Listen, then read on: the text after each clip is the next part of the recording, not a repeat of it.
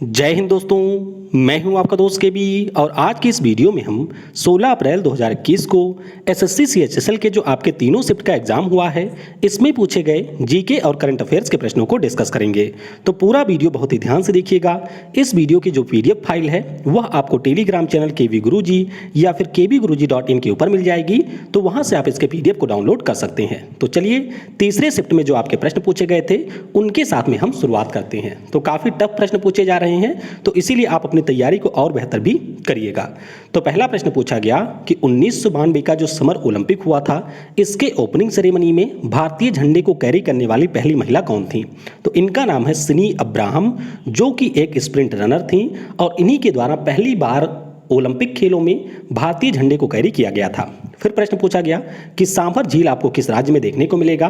तो सांभर झील की बात करते हैं तो ये आपके राजस्थान राज्य में है। तो बहुत ही आसान सा प्रश्न था, तो राजस्थान इसका सही उत्तर हो जाएगा। वीडियो में हम लोग आगे बढ़ें उससे पहले मैं आपको बताना चाहूँगा कि अगर आप लोगों ने मुझे अनअकैडमी के ऊपर अभी तक फॉलो नहीं किया है तो नीचे मेरी प्रोफाइल की आपको लिंक मिल जाएगी, उस पर क्लिक करके आप मुझे फॉलो यहाँ पर कर सकते हैं। तो आने वाले समय में चाहे आपको ग्रुप डी का एग्जाम देना हो या फिर एनटीपीसी सीबीटी 2 का एग्जाम देना हो, उन सभी के लिए स्टैटिक जीके और करंट अफेयर्स के सबसे बेस्ट स्टडी मटेरियल आपको यहां पर मेरे द्वारा प्रोवाइड की जाएगी। तो नीचे आपको लिंक दिया गया है, उसके ऊपर क्लिक करके आप मुझे यहां पर फॉलो कर सकते हैं। इसके साथ साथ अगर आप किसी भी एग्जाम की एक सिस्टमैटिक वे में तैयारी करना चाहते हैं भारत के बेस्ट एजुकेटर के साथ में, तो आप अनअकैडमी के ऊपर कोई भी प्लस सब्सक्रिप्शन परचेज कर सकते हैं। सिंपली आपको यूज करना है कोड KV10, इससे आपको 10% का डिस्काउंट मिल जाएगा। अगला एक प्रश्न पूछा गया कि मुगल काल में जो अबवाब था ये आपके किससे संबंधित था?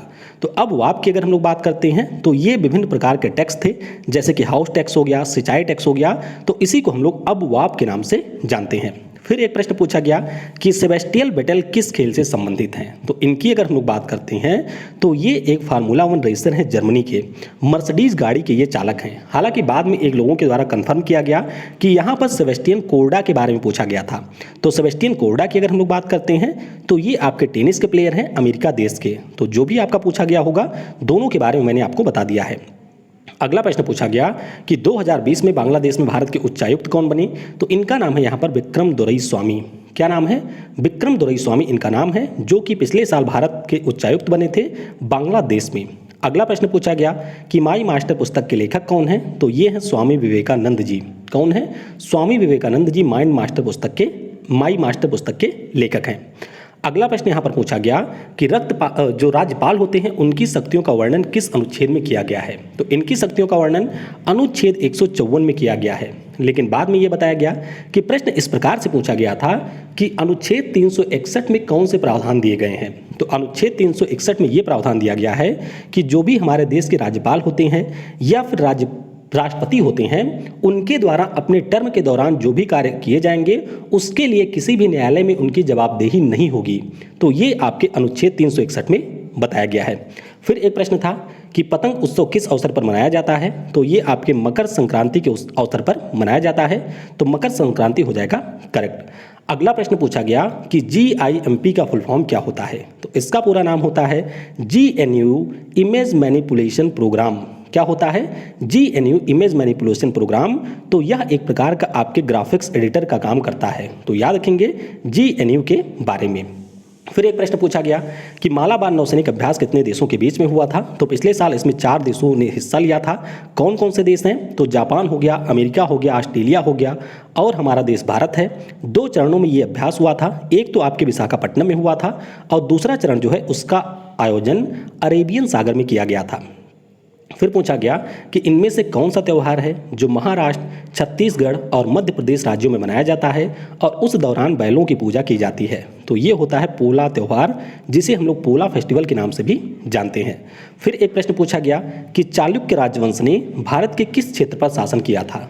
तो चालुक्य राजवंश की बात करते हैं तो इन्होंने हमारे दक्षिणी और मध्य भारत पर शासन किया था, यानी कि जो महाराष्ट्र, मध्य प्रदेश और कर्नाटक वाला रीजन है वहाँ पर इन्होंने शासन किया था। फाउंडर कौन थे?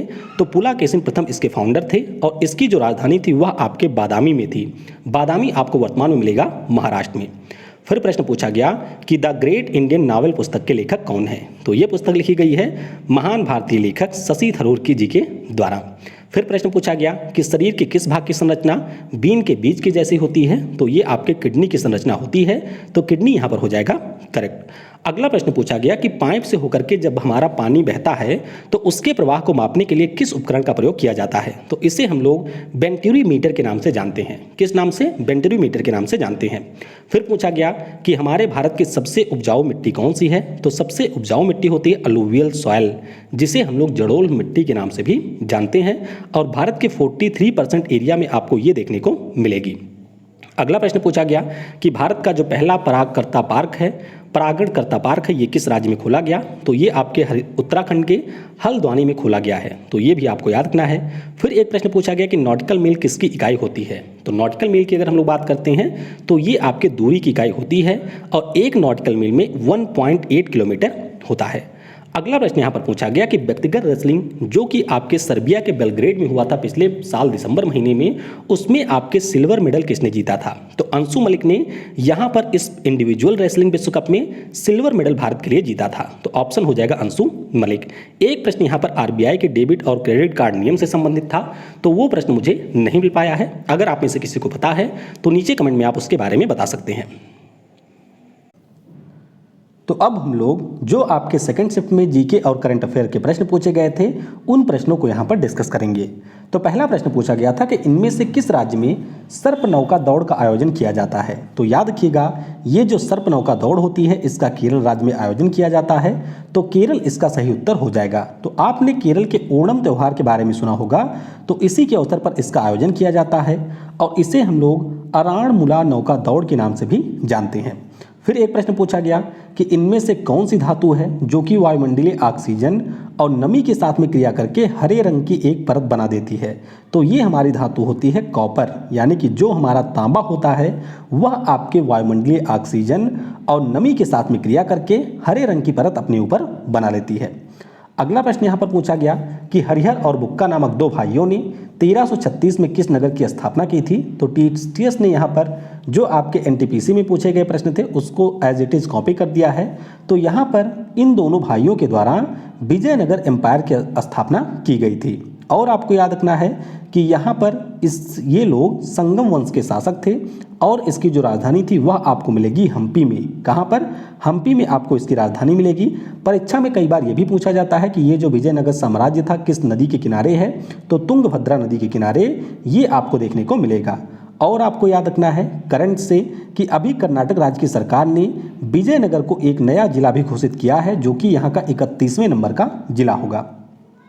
अगला प्रश्न पूछा गया कि महाकुंभ 2021 कहां पर आयोजित हो रहा है, तो एक तरफ आप देख रहे होंगे कि कोरोना के केस लगातार बढ़ते जा रहे हैं। आज ही अगर आप लोग देखें तो 2 लाख से ज़्यादा केस एक ही दिन में आ गए हैं, और दूसरी तरफ महाकुंभ, पश्चिम बंगाल में चुनाव, इन सभी का आयोजन किया जा रहा है।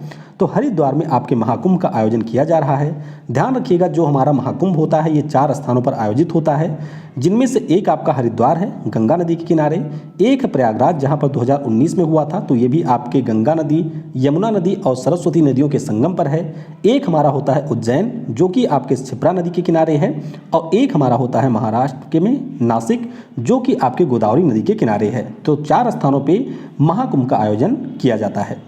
फिर एक प्रश्न पूछा गया कि आईसीसी के द्वारा स्पिरिट ऑफ डिकेड अवार्ड किसे दिया गया, तो रिपीटेड प्रश्न है, इससे पहले भी ये पूछा जा चुका है। तो एमएस धोनी को ये पुरस्कार मिला था, और जो आपके डिकेड पुरस्कार होते हैं इनसे लगभग 4 से 5 प्रश्न अभी तक सीएचएसएल ने पूछे हैं, तो इसके ऊपर मैंने बहुत पहले एक सेपरेट वीडियो बना रखी है। अगर आप लोग देखना चाहें तो ऊपर के आई बटन पर आपको उसकी लिंक मिल जाएगी, वहां से आप उस वीडियो को देख सकते हैं। अगला प्रश्न पूछा गया कि कोट्टाकल स्यूरमन किस खेल से किस डांस से संबंधित है, खेल नहीं होगा, किस डांस से आपके संबंधित हैं, तो ये हमारे कथकली से संबंधित हैं। किससे?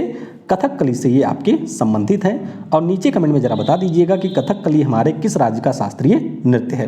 फिर एक प्रश्न पूछा गया कि सरबप्रीत सिंह द्वारा लिखित पुस्तक कौन सी है, तो वहाँ पर जो ऑप्शन दिए गए थे उनके अनुसार हमारा करेक्ट हो जाएगा night of restless spirits stories from 1984। तो पिछले साल का जो करंट अफेयर है उसमें हम लोगों ने इसे डिस्कस भी किया था, तो सरबप्रीत सिंह के द्वारा लिखी गई ये पुस्तक है। अगला प्रश्न पूछा गया कि संविधान सभा के सदस्यों के द्वारा हमारे संविधान के ऊपर हस्ताक्षर कब किया गया था, तो याद रखना है आप लोगों को 24 जनवरी 1950 को हमारे संविधान सभा के सभी सदस्यों के द्वारा इस पर हस्ताक्षर किया गया था। अच्छा, लागू कब हुआ था? तो 26 जनवरी 1950 को लागू हुआ था। और जो हमारा राष्ट्रीय गीत है यानी कि वंदे मातरम, और जो हमारा राष्ट्रगान है यानी कि जन गण मन, उनको भी 24 जनवरी 1950 को ही अडॉप्ट किया गया था। तो ये प्रश्न भी कई बार पूछा जाता है। फिर एक प्रश्न पूछा गया कि इनमें से कौन कमजोर इलेक्ट्रोलाइट का उदाहरण है? तो याद रखिएगा, जो भी हमारे वीक एसिड और बेस होते हैं वे सारे आपके वीक इलेक्ट्रोलाइट भी होते हैं। तो यहाँ पर आप ध्यान रखेंगे कि H2CO3 हो गया, NH3 हो गया, CH3COOH हो गया। तो ये सारे हमारे वीक इलेक्ट्रोलाइट के उदाहरण हैं। तो ये पॉइंट भी आपको याद रखना है। अगला प्रश्न पूछा गया कि नवंबर 2020 में संयुक्त राष्ट्र की सलाहकारी समिति के रूप में किस भारतीय राजनयिक को चुना गया है? तो यहाँ पर चुनी गई है विदिशा मैत्रा। तो नवंबर में 10 नवंबर को हम लोगों ने इस प्रश्न को डिस्कस किया था। तो ध्यान रखेंगे विदिशा मैत्रा यहाँ पर चुनी गई हैं। फिर एक प्रश्न नदी के अपवाह तंत्र से बनने वाली आकृति के ऊपर था। तो ये एग्जैक्ट मुझे नहीं मिल पाया है, अगर आप में से किसी को पता है तो वह नीचे कमेंट में बता सकता है।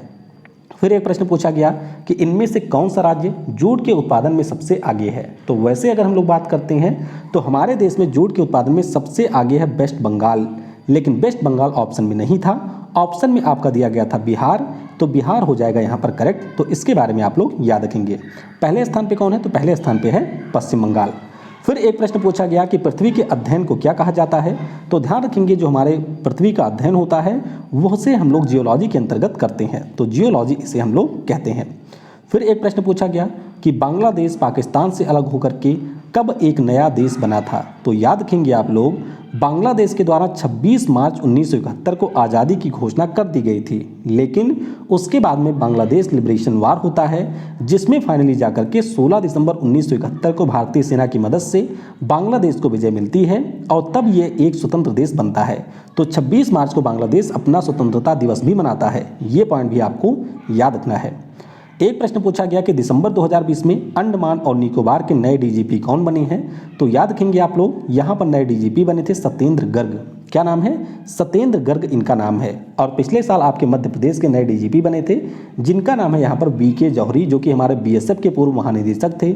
इसके अलावा केरल राज्य की पूछा ही जा चुका है R श्रीलेखा। क्या नाम है? R श्रीलेखा। ये आपके केरल की पहली महिला डीजीपी पिछले साल बनी थी और CHSL ने इससे भी प्रश्न पूछा हुआ है। फिर एक प्रश्न पूछा गया कि कंप्यूटर का कौन सा मालवेयर स्वयं को कार्यात्मक प्रतियों को दोहराते हैं, यानी कि ये अपनी कॉपीज को स्वयं बनाते हैं। तो इसे हम लोग कहते हैं वार्म। क्या कहते हैं? इसे हम लोग वार्म के नाम से जानते हैं। फिर प्रश्न पूछा गया कि पुस्तक Indian parliamentary democracy on trial के लेखक कौन है? तो ये जो पुस्तक है इसे लिखा है माधव गौडबोले ने। किसने? माधव गौडबोले के द्वारा लिखी गई पुस्तक है। हालांकि एक पुस्तक इसी से मिलती जुलती और है जिसका नाम है Indian parliamentary diplomacy speakers perspective. तो जो हमारे देश की पहली महिला स्पीकर रही हैं लोकसभा की, मीरा कुमार जी, उनके द्वारा लिखी गई पुस्तक है Indian parliamentary diplomacy speakers perspective. अगला प्रश्न पूछा गया कि दिसंबर 2020 तक गुजरात में लोकसभा की कितनी सीट है? तो ये तो सीट फिक्स ही रहती है। तो ये आपकी है 26। कितनी है? 26 है। बाकी अगर हम लोग राज्यसभा की बात करते हैं तो ये आपकी 11 है। वैसे अगर आपसे पूछा जाए कि सबसे ज़्यादा लोकसभा की सीटें किस राज्य में है, तो उत्तर प्रदेश में है जिनकी संख्या है 80, और राज्यसभा की भी सबसे ज़्यादा उत्तर प्रदेश में है जिनकी संख्या है 31। फिर एक प्रश्न पूछा गया कि पेपरा वन्यजीव अभ्यारण्य किस राज्य में स्थित है? तो ये आपको मिल जाएगा केरल राज्य में। कहाँ पर? केरल राज्य में पेपरा वन्यजीव अभ्यारण्य स्थित है। अगला प्रश्न पूछा गया कि एक जिला एक उत्पाद योजना किस राज्य की सरकार ने लॉन्च किया है? तो ये जो योजना है इसे 2019 में ही लॉन्च किया था उत्तर प्रदेश की सरकार ने। किसने? उत्तर प्रदेश की सरकार के द्वारा इसे लॉन्च किया गया था। उद्देश्य ये था कि प्रत्येक जिले के एक उत्पाद को यहाँ पर पॉपुलर किया जाए और उसके प्रोडक्शन और उसके निर्यात वगैरह को यहाँ पर बढ़ावा दिया जाए। फिर प्रश्न पूछा गया कि 2020 में फिक्की के द्वारा जो अवार्ड समारोह आयोजित हुआ था उसमें किस खिलाड़ी को sports person of the year का पुरस्कार दिया गया? तो याद रखेंगे, पुरुषों की कैटेगरी में ये मिला था हमारे रेसलर बजरंग पुनिया को, और अगर हम लोग महिलाओं की कैटेगरी में बात करते हैं तो हमारी शूटर हैं इला वेनिल वलारिवन, इनको ये पुरस्कार दिया गया था। तो ये हम लोगों ने सेकंड शिफ्ट के प्रश्नों को डिस्कस किया। अब आइए हम लोग फर्स्ट शिफ्ट में जो आपके प्रश्न पूछे गए थे उनको यहाँ पर डिस्कस करते हैं। तो पहला प्रश्न है हमारा कि जोग या जो हमारा गरसोप्पा जलप्रपात है ये किस राज्य में स्थित है? तो कई बार हम लोग इसे डिस्कस कर चुके हैं। कर्नाटक राज्य में ये आपको देखने को मिलेगा और किस नदी पर इसका निर्माण हुआ है, तो शरावती नदी के ऊपर इसका निर्माण हुआ है। लेकिन अगर आपसे परीक्षा में पूछा जाए कि हमारे यहाँ का सबसे ऊंचा जलप्रपात कौन सा है, तो वो आपका है कुचिकल, जो कि आपको कर्नाटक में ही मिलेगा और ये आपके बाराही नदी पर बना हुआ है। किस पर? बाराही नदी पर आपका यहाँ पर कुचिकल जलप्रपात बना हुआ है। अगला प्रश्न पूछा गया कि दिसंबर 2020 में पीएम मोदी के द्वारा ASSOCHAM enterprise of the century award से किसे सम्मानित किया गया, तो ये पुरस्कार मिला था रतन टाटा को। असोचैम का पिछले साल वीक था 15 से लेकर के 19 तक, और इसी दौरान यहाँ पर पीएम मोदी के द्वारा रतन टाटा को ASSOCHAM enterprise of century award से सम्मानित किया गया। अगला प्रश्न पूछा गया कि गुरुत्वीय बल के कारण किसी द्रव में जो करोड़ों का जमीन पर बैठ जाना होता है वह आपके किसका उदाहरण है, तो ये आपके अवसादन या फिर सेडिमेंटेशन का उदाहरण होता है। किसका? हमारे अवसादन या फिर सेडिमेंटेशन का ये एग्जाम्पल होता है। फिर एक प्रश्न पूछा गया कि मार्च 2021 तक हॉकी में सबसे ज़्यादा किस भारतीय खिलाड़ी के द्वारा गोल किए गए हैं, तो सबसे ज़्यादा अगर हम लोग गोल की बात करते हैं तो ये किया है धनराज पिल्लई ने। किसने? धनराज पिल्लई। इनके द्वारा टोटल 170 गोल किए गए हैं हॉकी में इंटरनेशनल लेवल पर, तो ये आपको याद रखना है। वैसे अगर आपसे पूछा जाए कि सबसे ज़्यादा हॉकी में अंतर्राष्ट्रीय स्तर पर गोल किसने किया है, तो वो आपके हैं सुहेल अब्बास। कौन है? सुहेल अब्बास, जो कि पाकिस्तान के हैं। तो इन्होंने टोटल 348 इंटरनेशनल लेवल पर गोल किए हैं। फिर एक प्रश्न पूछा गया कि NDMA का पूरा नाम क्या होता है, तो इसका पूरा नाम होता है नेशनल डिजास्टर मैनेजमेंट अथॉरिटी। इसका हेडक्वार्टर आपको मिल जाएगा नई दिल्ली में और इसकी स्थापना वर्ष 2005 में की गई थी।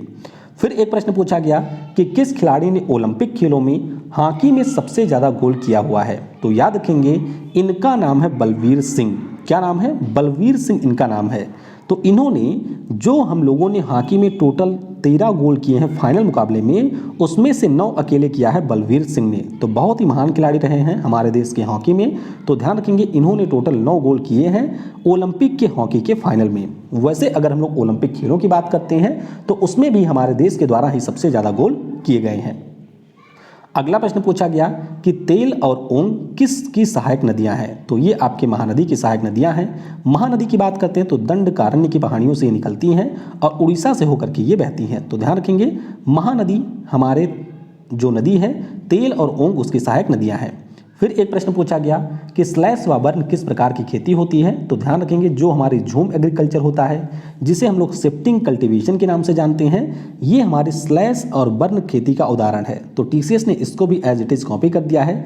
ये प्रश्न ऑलरेडी पूछा जा चुका है। तो और अगर हम लोग कुछ अन्य कृषि के प्रकार की बात करते हैं जिन्हें हम लोग झूम खेती के नाम से ही जानते हैं, तो मध्य प्रदेश में इसको हम लोग दीपा कहते हैं। उसी प्रकार से आंध्र प्रदेश में इसको हम पोडू कहते हैं। जरा और इरका हमारे केरल, तमिलनाडु और अन्य जो दक्षिणी राज्य हैं वहाँ पर कहा जाता है। इसके अलावा बत्रा की बात करते हैं तो राजस्थान में कहा जाता है। और जो हमारे वेस्टर्न घाट से लगे हुए राज्य हैं, चाहे हम केरल की बात करें या फिर कर्नाटक की, तो वहाँ पर इसे कुमारी के नाम से जाना जाता है। यानी कि जो ये हमारी झूम खेती होती है उसी को हम लोग अलग अलग राज्यों में अलग अलग नामों से जानते हैं। फिर एक प्रश्न पूछा गया कि JPEG का पूरा नाम क्या है, तो ये हमारे इमेज फाइल का एक एक्सटेंशन होता है और इसका पूरा नाम होता है ज्वाइंट फोटोग्राफिक एक्सपर्ट्स ग्रुप। क्या है? ज्वाइंट फोटोग्राफिक एक्सपर्ट ग्रुप इसका पूरा नाम होता है। GIF की अगर हम लोग बात करते हैं तो इसका पूरा नाम होता है ग्राफिक्स इंटरचेंज फॉर्मेट। क्या है? ग्राफिक्स इंटरचेंज फॉर्मेट इसका पूरा नाम है। PNG की बात करें तो कल PNG से प्रश्न पूछा गया था, तो इसका पूरा नाम होता है पोर्टेबल नेटवर्क ग्राफिक्स PNG का। SVG का पूरा नाम बात करें तो इसके लेवल वेक्टर ग्राफिक्स इसका पूरा नाम होता है। तो इसके बारे में भी आपको याद रखना है।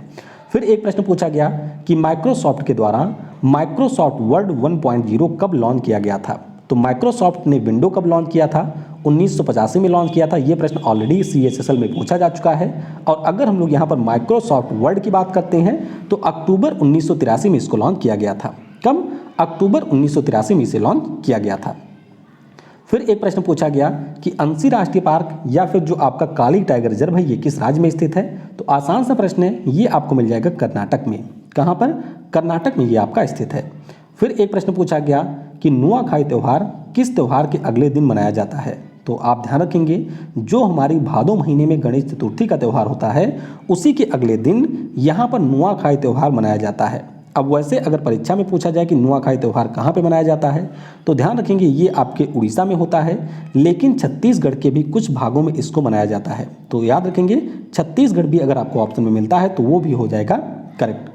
फिर एक प्रश्न पूछा गया कि इनडोमिटेबल स्पिरिट पुस्तक के लेखक कौन है। तो पुस्तकों से बहुत सारे प्रश्न आ रहे हैं, पुस्तक आप लोग पुरानी और नई सभी पढ़ के जाइएगा।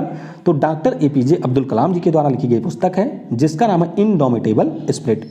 अगला प्रश्न पूछा गया कि who is the author of the book wings of fire. तो ये भी पुस्तक हमारे missile man of India doctor APJ Abdul Kalam ji के द्वारा लिखा गया है। अच्छा, मिसाइल मैन ऑफ इंडिया कहते हैं डॉक्टर एपीजे अब्दुल कलाम को। अगर आपसे पूछा जाए कि मिसाइल वुमेन ऑफ इंडिया किसे कहते हैं तो उनका नाम है टेसी थॉमस। तो दोनों के नाम आपको याद रखने हैं। फिर एक प्रश्न पूछा गया कि वर्ष 2020 में यूनेस्को के धरोहर स्थलों की सूची में किन 2 शहरों को शामिल किया गया। स्थल नहीं, धरोहर शहरों की सूची में किसे शामिल किया गया था। तो मध्य प्रदेश के 2 शहर हैं, एक है आपका ओरछा, दूसरा है ग्वालियर। इनको यहाँ पर शामिल किया गया था। वैसे अगर आपसे पूछा जाए कि यूनेस्को के हमारे देश में कितने स्थल हैं तो उनकी संख्या है 38। यूनेस्को के स्थलों में ये दोनों शामिल नहीं हुए थे, ये बात आप अच्छी से याद रखिएगा। ये हमारे हेरिटेज सिटी की कैटेगरी में शामिल किए गए थे। फिर प्रश्न पूछा गया कि 1916 में जो इंडियन नेशनल कांग्रेस का वो अधिवेशन हुआ था तो इसके दौरान किसके बीच में लखनऊ समझौता हुआ था। तो ये समझौता हुआ था कांग्रेस और मुस्लिम लीग के बीच में। किसके? कांग्रेस और मुस्लिम लीग के बीच में। इसके अलावा जो हमारे नरम दल और गरम दल 1907 के सूरत अधिवेशन से अलग हुए थे, ये दोनों भी आपस में मिल गए थे इसी अधिवेशन के दौरान। प्रेसिडेंट इसके कौन थे? तो अंबिका चरण मजूमदार इसके प्रेसिडेंट रहे थे। ये पॉइंट भी आपको ध्यान रखना है। फिर एक प्रश्न पूछा गया कि 2021 तक भारत में कितने राज्यों में विधान परिषद हैं। तो याद रखेंगे आप लोग अच्छे से कि इस समय हमारे देश के कुल मिलाकर के 6 राज्यों में आपको विधान परिषद देखने को मिलेंगे। कौन कौन से हैं? आंध्र प्रदेश है, तेलंगाना है, बिहार है, उत्तर प्रदेश है, महाराष्ट्र है और है कर्नाटक। अब कई बार लोगों को लगता है कि आंध्र प्रदेश ने यहाँ पर समाप्त कर दिया है, लेकिन आपको ध्यान रखना है कि आंध्र प्रदेश की सरकार ने तो इसे समाप्त कर दिया है, लेकिन अभी संसद की मंजूरी इसको नहीं मिली है। तो जब तक संसद की मंजूरी नहीं मिलेगी तब तक आंध्र प्रदेश में विधान परिषद आपको देखने को मिलेगी। नेक्स्ट पूछा गया कि दिसंबर 2020 तक भारत के सॉलिसिटर जनरल कौन है। तो तुषार मेहता इस समय हमारे यहाँ के सॉलिसिटर जनरल हैं। और अटॉर्नी जनरल की बात की जाए तो के वेणुगोपाल इस समय हमारे अटॉर्नी जनरल हैं। इसके अलावा आपको ध्यान रखना है कि गिरीश चंद्र मुर्मू हमारे कैग हैं, यानी controller auditor general of India इस समय हैं गिरीश चंद्र मुर्मू। और यूपीएससी के चेयरमैन भी पिछले साल बने थे जिनका नाम है प्रदीप कुमार जोशी। तो ये सारे संवैधानिक पद हैं, इनके बारे में आपको याद रखना है। फिर देखिए डिकेड वाले से एक प्रश्न और पूछ लिया गया कि आईसीसी के द्वारा किस देश की क्रिकेटर काइले कोएडजर को men's associate cricketer of the decade का अवार्ड दिया गया। तो ये आपके स्कॉटलैंड के क्रिकेटर हैं, तो स्कॉटलैंड यहाँ पर हो जाएगा करेक्ट। नेक्स्ट पूछा गया कि समुद्री जल का जो क्वथनांक है वह कितना होता है। तो जो हमारे नॉर्मल जल का होता है वही आपके समुद्री जल का भी होता है। तो ये हो जाएगा 100 डिग्री सेल्सियस। क्या होगा? 100 डिग्री सेल्सियस ये हो जाएगा। फिर एक प्रश्न पूछा गया कि सकेवा किस राज्य में मनाया जाने वाला प्रसिद्ध त्यौहार है। तो अगर हम लोग बात करते हैं सकेवा की तो ये आपके सिक्किम में मनाया जाता है। और सिक्किम में एक प्रमुख त्यौहार और होता है जिसे हम लोग सागा दवा के नाम से जानते हैं। किस नाम से? सागा दवा के नाम से जानते हैं। तो ये भी आपके सिक्किम में ही मनाया जाता है। फिर एक प्रश्न पूछा गया कि इनमें से किसके द्वारा पुडुचेरी में फोर्ट सेंट लुइस का निर्माण करवाया गया था। तो पुडुचेरी की बात हुई है तो आप इसको आसानी से कर सकते हैं क्योंकि फ्रेंच यहाँ पर सबसे पहले पहुँचे थे, यानी कि जो फ्रांस के लोग थे वे पहले पहुँचे थे। तो इन्हीं के द्वारा इसका निर्माण 1701 में करवाया गया था। किसने बनवाया था? तो फ्रैंकोइस मार्टिन इनका नाम है, जो कि उस समय आपके फ्रांस के गवर्नर थे, यानी कि जो फ्रांस की यहाँ पर आए थे उनके गवर्नर थे। तो उन्हीं के द्वारा निर्माण करवाया गया था।